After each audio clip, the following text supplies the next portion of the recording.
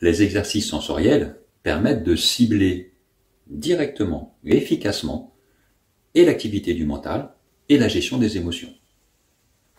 D'ailleurs, on a certains psychologues comme Jung par exemple qui proposent l'idée que on ne peut pas être à la fois et dans la sensation et en même temps dans le mental ou dans l'émotion.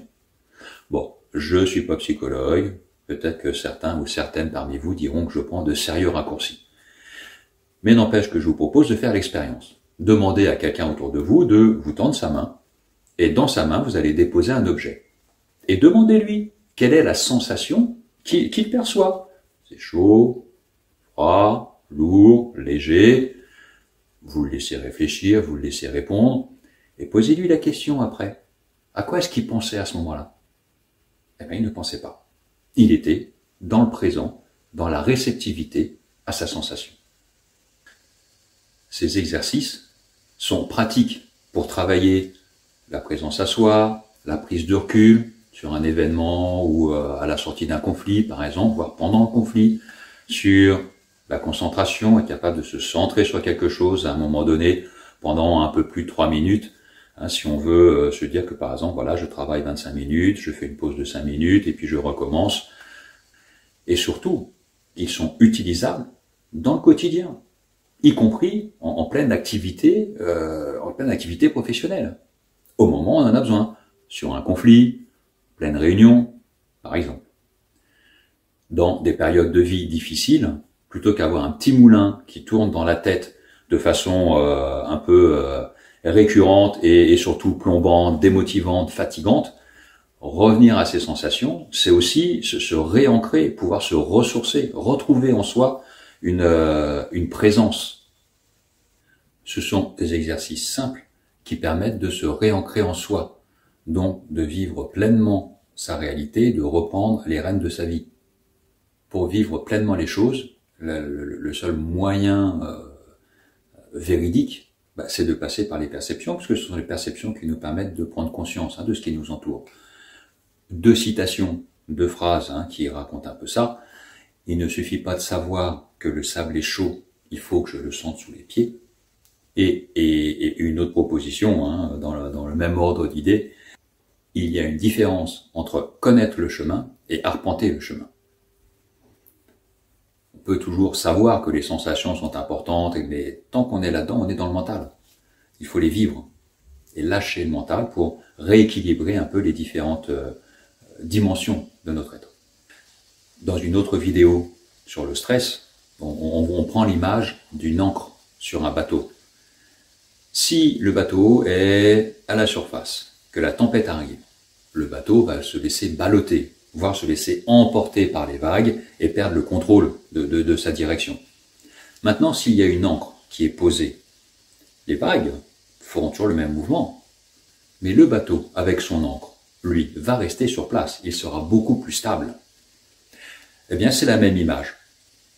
Reprendre en soi des racines, être dans le présent, dans ses sensations, dans son corps, c'est réinstaller un espace de ressources, un espace d'ancrage pour éviter de se laisser balloter par les différentes situations de vie ou les différents moments qui peuvent être pour nous des sources de stress. Un jour, un navigateur me disait que dans la tempête, c'est à l'intérieur du bateau qu'on est le plus à l'abri. Comment ça marche au niveau cognitif et neurosciences? Le cerveau ne peut pas à la fois être dans une posture de réceptivité, recevoir, être à l'écoute, dans l'accueil, par exemple, des sensations, et en même temps dans une posture d'émissivité. L'émissivité, c'est quand il va commencer à penser, quand il va prendre des décisions, quand il va poser un acte. Donc il y a un moment, soit il est dans l'accueil, soit il est dans l'action. Il ne peut pas être dans les 2 situations en même temps. Et vous comprenez bien que dans la vie de tous les jours, on est beaucoup plus dans l'action et largement pas assez dans la réceptivité qui pourtant est l'espace dans lequel il va pouvoir se poser, se reposer et se ressourcer. Et vous aussi par la même occasion. L'émissivité, c'est le petit vélo qui tourne dans la tête régulièrement. Il va être source de déconcentration, source de fatigue. Alors, qui dit déconcentration dit aussi peut-être souci de mémoire, sommeil. Et puis de là découleront peut-être, malheureusement, des notions d'irritabilité dans notre espace, dans notre dimension relationnelle, dans notre relation à l'autre, voire aussi simplement des réactions émotionnelles. L'émissivité, ce sont les pensées, les paroles, les actes, les décisions, les passages à l'action, tout ce qui est de l'ordre de la volonté. Alors, ça peut être décidé consciemment, ou alors, ça peut être une activité incontrôlée, source de fatigue et de stress. A contrario, être dans la réceptivité, c'est mettre le cerveau au repos, éviter de dépenser une énergie comme ça constamment et pas toujours utile. Réapprendre à être dans la réceptivité, c'est mettre le mental au repos, c'est réapprendre à se créer de nouveaux réflexes, de nouvelles habitudes dans notre quotidien. Cela revient en fait à se déprogrammer ou à se reprogrammer d'une façon, là pour vous évidemment, beaucoup plus intéressante. La clé, c'est de rétablir l'équilibre. En neurosciences, ce qu'on appelle la neuroplasticité, toute notre vie, notre cerveau peut créer de nouveaux liens, de nouvelles connexions. C'est un peu comme une habitude. Une habitude, c'est quelque chose qu'on a décidé à un moment donné. Et puis, à force de répéter, c'est devenu quelque chose que l'on fait sans réfléchir.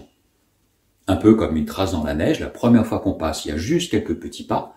Et plus on va prendre ce chemin-là, plus le sentier va devenir évident, présent, et deviendra après vraiment quelque chose d'ancré.